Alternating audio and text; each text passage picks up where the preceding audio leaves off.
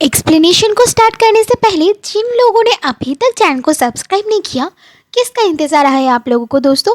Please जल्दी से subscribe कर दो, इससे मुझे बहुत अच्छा लगता है। तो ठीक है दोस्तों, चलिए और ज़्यादा बकबक ना करके एपिसोड एक्सप्लेनेशन को शुरू करते हैं। ये पार्ट स्टार्ट होता है और हमें एक कैरेज को दिखाया जाता है और उसी कैरेज के अंदर था हमारा प्रिंस और वो आदमी जिसको हमने पहले इंजर्ड देखा था। यहाँ पर ये आदमी कहता है कि देखो, साल में ये फेस्टिवल सिर्फ एक बार होता है, इसलिए यहाँ पर बहुत सारे लोग तो ज़रूर होंगे। तो हमारा प्रिंस कहता है कि मुझे फेस्टिवल को नहीं, मुझे टेरेसा हॉस्पिटल का इंस्पेक्शन करना है। ये सुन के वो आदमी चौंक जाता है और प्रिंस से कहता है कि मुझे लगा था कि तुम इस फेस्टिवल के इंस्पेक्शन में आए हो। इसके साथ वो ये भी बताता है कि तुम कुछ बीमार से लग रहे हो, क्या तुम रात में ठीक से सोए नहीं? तो हमारे प्रिंस जवाब देते हैं कि 15 साल पहले उस दिन के बाद से मुझे कभी भी अच्छी से नींद नहीं आया। इससे वो आदमी कहता है कि तो फिर तुम टेरेसा हॉस्पिटल में किसी डॉक्टर से दिखा क्यों नहीं लेते? तो हमारे प्रिंस कहते हैं कि तुम्हें चिंता करने की कोई ज़रूरत नहीं है, मैं ऑलरेडी इस प्रॉब्लम के लिए मेडिसिन ले रहा हूँ।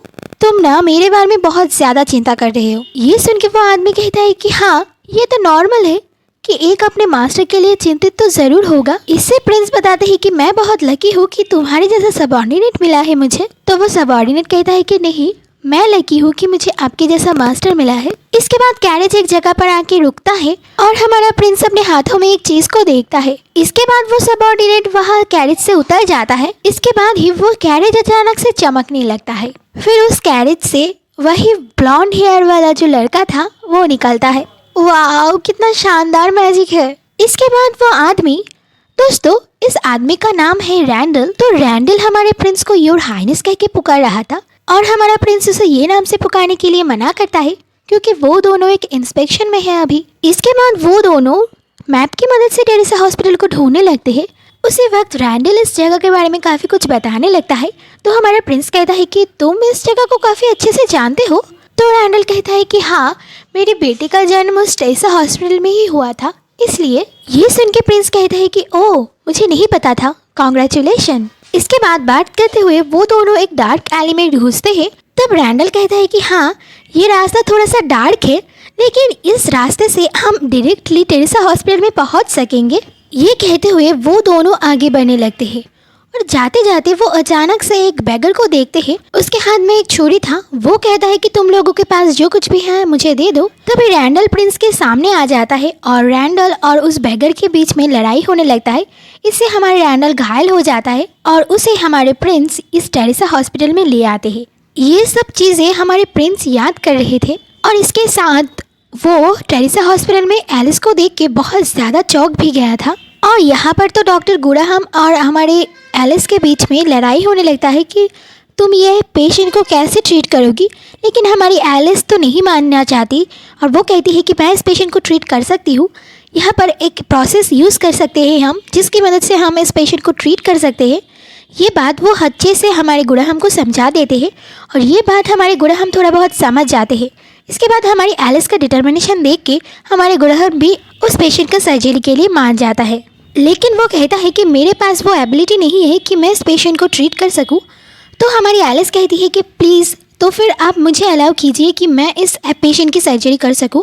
हाँ, मुझे पता है कि मैं मेरी बाउंड्री के बाहर जा रही हूँ, लेकिन अगर हम अभी कुछ नहीं करेंगे तो इस पेशेंट को हम बचा नहीं सकेंगे और मैं चाहता हूँ कि मैं कैसे भी करके इस पेशेंट की जान बचाऊँ। फिर वो प्रिंस को कहता है कि आप मेरे ऊपर विश्वास कीजिए, मैं इसका जान ज़रूर बचाऊँगा, लेकिन इस ऑपरेशन के लिए कुछ लोग की ज़रूरत थी। तो गुड़ाहम बताता है कि यहाँ पर तो अब सभी लोग फेस्टिवल के लिए निकल चुके होंगे, तो अब हम कैसे करेंगे। तो हमारी एलिस प्रिंस को कहता है कि उसे हेल्प करने के लिए और प्रिंस भी मान जाता है। इसके बाद वो सभी सर्जरी कॉस्ट्यूम पहन के आते हैं। इसके बाद ऑपरेशन शुरू होता है और हमारी एलिस सभी को अच्छे से इंस्ट्रक्शन दे रही थी कि उन लोगों को क्या करना है और कब करना है, और हमारे प्रिंस भी उसके कहे गए मुताबिक काम कर रहा था और हमारी एलिस धीरे धीरे उस ऑपरेशन का प्रोसेस बता रही थी। इससे हमारे डॉक्टर गुड़ाहम को थोड़ा सा शक होता है कि क्या एलिस ये सब कर पाएगी। अगर वो कर पाएगी तो हाँ, शायद हम इस पेशेंट को बचा सकेंगे। तभी एलिस कहती है कि मैं ये कर सकती हूँ, मुझ पर भरोसा कीजिए, हम इस पेशेंट को ज़रूर बचाएंगे। ये सब चीज़ें हमारे प्रिंस अच्छे से देख रहा था और उसी वक्त वो अपने मन में सोचने लगता है कि जब मेरे फादर ने चाहा कि मेरे साथ एलिस का एंगेजमेंट हो, तो मैं भी उसके लिए मान गया था। उस वक्त मुझे लगा था कि मुझे फ़र्क नहीं पड़ता कि कौन मेरे फियांसे बने, लेकिन अब इतने में वो ऑपरेशन ख़त्म भी हो जाता है और हमारी एलिस परफेक्टली उस ऑपरेशन को सक्सेसफुल करती है। ये सब प्रोसेस तो हमारी गुड़हम के लिए एक ड्रीम जैसा लग रहा था। ऑपरेशन कंप्लीट होने के बाद हमारे प्रिंस एक बेंच पे आके बैठता है। वहाँ पर हमारी एलिस उसके पास आती है और उसे थैंक यू कहती है ऑपरेशन में उसकी हेल्प करने के लिए। तो हमारे प्रिंस कहते हैं कि नहीं, तुमने जो कहा मैंने तो सिर्फ वही किया, इसमें कोई बड़ी बात नहीं है। इसके साथ वो एलिस को ये भी कहता है कि तुम अब बताओ कि तुम्हें क्या चाहिए, तुम जो कुछ भी मांगोगी मैं तुम्हें वो दूंगा। ये सुन के एलिस कहती है कि नहीं नहीं, तुम्हें मुझे ये सब बताने की कोई ज़रूरत नहीं है। आफ्टर ऑल मैंने ऐसा ही किया जो मुझे एक डॉक्टर होने के नाते करना चाहिए था, और तुम जब बिल को देखोगे तो तुम ज़रूर चौंक जाओगे। इसके साथ वो ये भी कहती है कि प्लीज़ गुस्सा मत होना अगर तुम्हें लगे कि बिल कुछ ज़्यादा ही है। ये सुन के प्रिंस कहता है कि नहीं नहीं, ये कोई बड़ी बात नहीं है। ऐसा कहते हुए वो उठ के जाने ही लगता है कि तभी उसे अचानक से चक्कर आता है और वो गिरने ही वाला था कि हमारी एलिस उसे पकड़ लेती है। यहाँ पर हमारी प्रिंस अपना नाम रॉन बताया था और इसीलिए हमारी एलिस उसे रॉन पुकारती है और कहती है कि क्या आप ठीक तो है ना। एलिस का ये केयर देख के हमारा प्रिंस तो बेचारा ब्लश करने लगता है। वो बहुत ज़्यादा शर्मा जाता है और ऐसे ब्लश करते हुए कहता है कि ऐसा डिजीनेस मुझे हर टाइम फील होता है, इसमें चिंता करने की कोई ज़रूरत नहीं है। प्रिंस की ये बात सुन के एलिस कहती है कि अगर आपको ऐसे ही डिजी फील होता है हर रोज़ तो आपको एक डॉक्टर दिखाना चाहिए, ये शायद आपको कोई इलनेस है। लेकिन हमारा रॉन बेचारा ब्लश करते हुए कहता है कि नहीं नहीं, आपको मेरे बारे में चिंता करने की कोई ज़रूरत नहीं है, आप रैंडल के बारे में सोचो और उसे जल्दी से ठीक कर दो। तभी हमारी एलिस को ख्याल आता है कि ये ऑपरेशन तो अभी तक इस एरा में कभी भी नहीं हुआ है, ये इसका फर्स्ट टाइम है।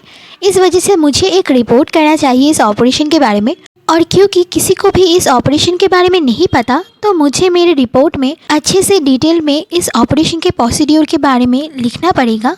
जब तक हमारी एलिस अपने मन में ये सब सोच रही थी तब तक रॉन वहाँ से निकल जाता है।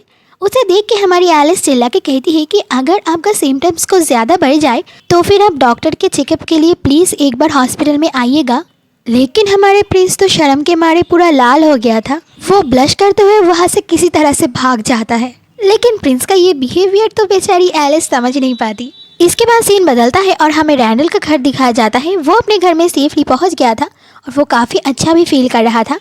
इसके नेक्स्ट सीन में हमें बहुत ही सरप्राइज गुड़हन को दिखाया जाता है। वो बेचारा एक रिपोर्ट हाथ में लेके बहुत ही ज़्यादा चौंक गया था और वो एलिस को कहता है कि तुम्हारा हैंडराइटिंग बहुत बुरा है। वो एलिस की तरफ देख के सोचता है कि क्या ये एक जीनियस का हैंडराइटिंग है। हाँ, मुझे लगा ही था कि एलिस एक ऑर्डिनरी पर्सन नहीं है, वो सच में एक जीनियस है, लेकिन ये हैंडराइटिंग। इसके बाद सीन बदलता है और हमें दो डॉक्टर को दिखाया जाता है। वो इस एलिस के रिपोर्ट को पढ़ रहे थे। एक डॉक्टर तो कहता है कि ये तो हैंडराइटिंग किसी बच्चे का लगता है, तो पास में बैठे हुए डॉक्टर बताता है कि तुम वो सब भूल जाओ, देखो वो कितनी डिटेल से तरीक़ों से ये ऑपरेशन को डिस्क्राइब किया है और ये सर्जरी को ऑलरेडी ऑपरेट भी किया है और ये सक्सेसफुल रहा। फिर वो बहुत ही एक्साइटेड होकर कहता है कि तुम्हें क्या लगता है कि कौन इस ऑपरेशन को कंडक्ट किया होगा। तो पास में बैठे हुए डॉक्टर कहता है कि हाँ, शायद ये गुड़हम हो सकता है। ये सुन के वो डॉक्टर बहुत ज़्यादा खुश होता है और कहता है कि मुझे उस डॉक्टर से मिलना है। इसके बाद सीन चेंज होता है और हमें गुड़हम और एलिस को दिखाया जाता है। वहाँ पर एक नर्स आती है और कहती है कि आपको बुलाया गया है डायरेक्टर के ऑफिस से, आप प्लीज़ जल्दी से चलिए। ये सुन के गुड़हम भी वहाँ से उठ के जाने लगता है। तो इसी के साथ ये पार्ट ख़त्म होता है दोस्तों। अगर आप लोगों को ये पार्ट पसंद आता है तो प्लीज़ एक लाइक करना बिल्कुल मत भूलिएगा दोस्तों। तो ठीक है फ्रेंड्स, आज के लिए इतना ही, मिलते हैं नेक्स्ट पार्ट में, तब तक के लिए बाय बाय।